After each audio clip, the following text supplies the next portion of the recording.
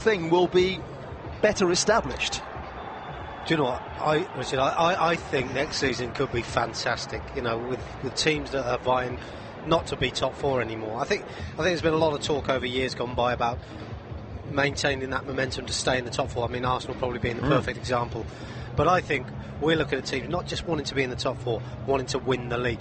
And you've certainly got 4 teams, possibly 5, but definitely 4 teams now who you expect to be in the top 4. But any one of those top 4 could quite easily win the title. And with Manchester United, I think we'd have to say at the moment it's an improvement on last season. Obviously a massive disappointment for them last season.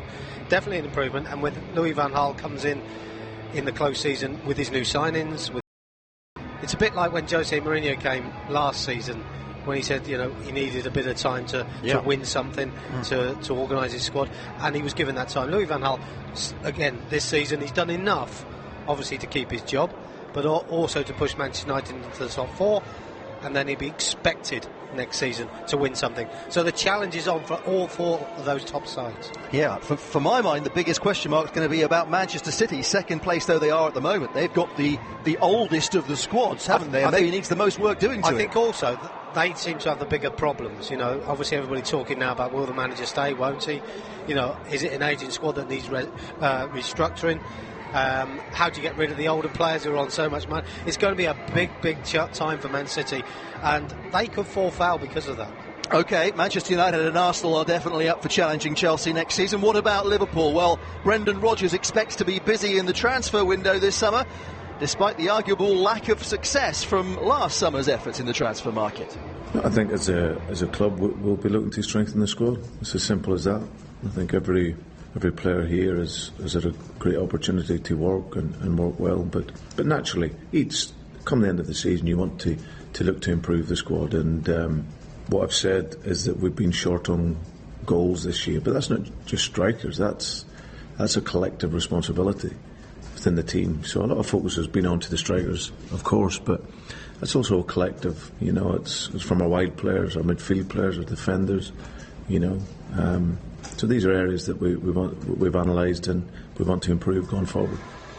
Brendan Rodgers, could he afford another summer where the big targets, the big signings, don't fire as they have this season, as they failed to do this season?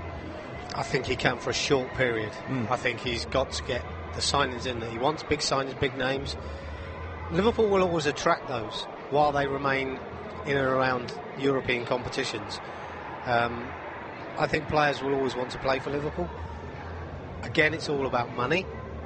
You'd like to think Liverpool over the last couple of seasons have spent a lot and sold a lot of players. Obviously, filling the gap of Luis Suarez was always going to be, I wouldn't say impossible, but almost impossible. But he had injuries to Daniel Sturridge for a lot of the season, so he will get time for next season because of that. But it won't last long. It'll be short-lived, and he needs to hit the ground running, Brendan Rodgers. Otherwise, it could be a very difficult season for him and for Liverpool. Big pressure on those contracts this summer. I think they have to get it right, don't they? They have to get it right. Let's hear from Hull City's manager, Steve Bruce, in this section of the programme then, because today the relegation battle really is to the forefront. He says it's still all to play for after the Tigers' 1-0 victory over Liverpool on Tuesday. We've seen how competitive the league is, how difficult the league is, and at times we've found it very difficult, but with the back-to-back victories at this late stage, then of course gives us a fantastic chance, which a lot of people a week ago were writing us off. But so we give ourselves a chance. That's all we've done, because we've still got 4 games to play, and I still think we need a couple of results, because other teams last week, teams at the bottom, got a result. You know, Leicester got a result, we did, Sunderland did, QPR did, so it's all still to play for, and exciting, I suppose, if you're watching it from afar, and if you're involved in it, then, you know, you have to come out playing and come out fighting and come out and make sure you get a couple of results, and we've done that over the last week, which has helped. Yeah, a couple of huge wins for Hull City away at Crystal Palace, and then at home to Liverpool midweek has lifted them clear to 34 points.